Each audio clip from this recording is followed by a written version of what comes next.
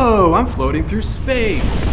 Just kidding, this is a green screen. And whether you got one that pops out, pops up, drops down, or is built into the wall, they all pretty much do the same thing. You can put yourself in a different location, use it while streaming, make objects float, make clones of yourself, or maybe you want to roleplay a meteorologist. Later, I'm gonna show you how to edit your footage, but first, let's go over how to film it, because that's gonna make the difference between you having a good time editing and you having an existential crisis. Most of you probably aren't using a studio like this, and that's okay. Let me show you just how easy it is to do right at home. Pick a room and clear out as much space as possible to set up the green screen. The most important thing is to have an even light across the entire screen. I'm using a softbox on each side to spread the light across as equally as possible, but use whatever lights you have, whether that's an LED, a light bulb, the sun. If you see any hot spots, move your lights around until it's the same green all around. If you're using a fabric green screen, pull it tight or use a steamer to get the wrinkles out. Oh, and keep an eye out for any shadows or shiny things that might ruin your shots. Also, avoid wearing green, unless you're going for that, I guess. But let's just say you really want to wear your bouncy green dress. Consider using a blue screen instead. Both blue and green are furthest away in color to most skin tones, which is exactly why we use it for keying out. Blue is great for outside shots to match the blue sky and also any darker shots. In fact, the first part of this video wasn't even on a green screen. I used a blue screen to match the darker background. Blue is also great for anyone with lighter hair color, while green is better for dark hair. Okay, let's move on to lighting our subject. First, give yourself as much space as you can between the green screen and the subject. This helps avoid shadows and prevents green from spilling onto your subject. We'll add a key light on the subject, maybe a little bouncer fill on the other side, and to top it off, a backlight to separate us from the background. Here's the entire setup from another angle to get a better idea. Also, if you already know what the background footage is going to be, set up the lights to match it. So if you have windows or lights in your background, try lighting it from that side. Try to match the camera angle as well, so if your background shot is eye level, shoot the green screen eye level as well, otherwise it'll look weird. And those are the basics. Now we got the filming down,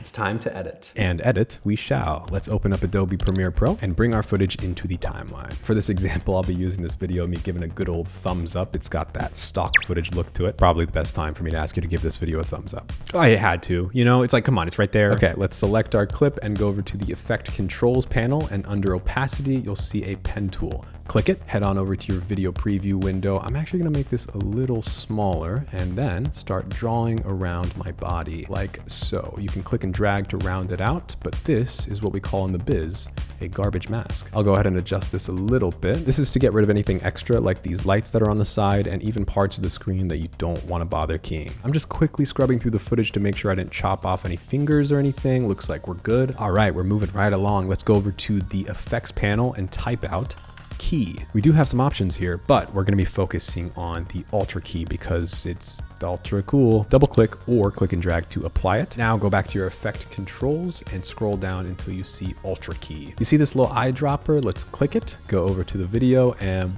voila. Also, I just found out about this, but if you hold Control or Command, you can make the eyedropper thicker. And by doing so, you're taking a larger sample size to average out. Anyway, that should take out the majority of your green. But to see how much it actually did, let's go over to the output and switch on over to the alpha channel. You could say the results are pretty black and white.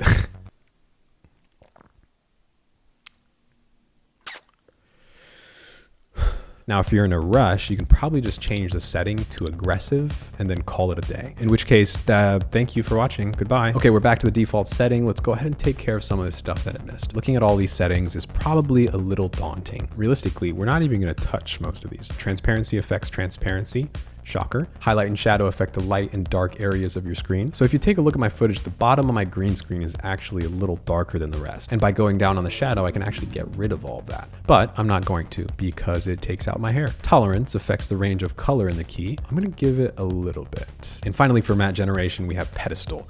This is the good stuff. Honestly, I just cranked this up, and ideally you don't have to because you shot really good green screen footage, right guys? For this next part, I'm just gonna add a color matte to the background to show you a little bit better the differences as I make them. Choke will bring your edges inward like so. Pretty good if you forgot to give yourself a haircut. Soften will blur the same edges. Contrast to make it more defined, and the midpoint to affect that contrast. Spill suppression will remove more of the green that's on your subject. You may remember this clip of me standing about a foot away from the green screen. We'll do the same things that we did before. As I go up on the spill, you'll see the green slowly turn more of a magenta color. And color correction, I don't even mess with because I like to do everything in Lumetri color, but you know, feel free to go crazy. It can be an easy edit if you want to up your luminance levels or saturation even. At the end of the day, you're working on completely different footage than I am. So, don't copy and paste my edits. There's one more thing that I need to cover and then we're done. There may come a time where you leave something green in your shot. For example, maybe you're holding a plant or wearing a t-shirt with a mini green screen on it. To prevent myself from having a hole in my chest, let's add a mask like we did before. This time, use the pen tool underneath the Alt key and let's draw around the green that we like.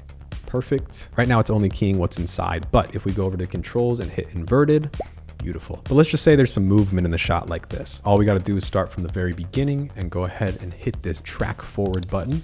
Look at this, automated, hands-free. And just like that, it adds a bunch of keyframes tracking what you had selected. And with that, you now know the basics of shooting and editing green screen footage. Thank you so much for watching. I'm Motoki and I will see you next time. Bye.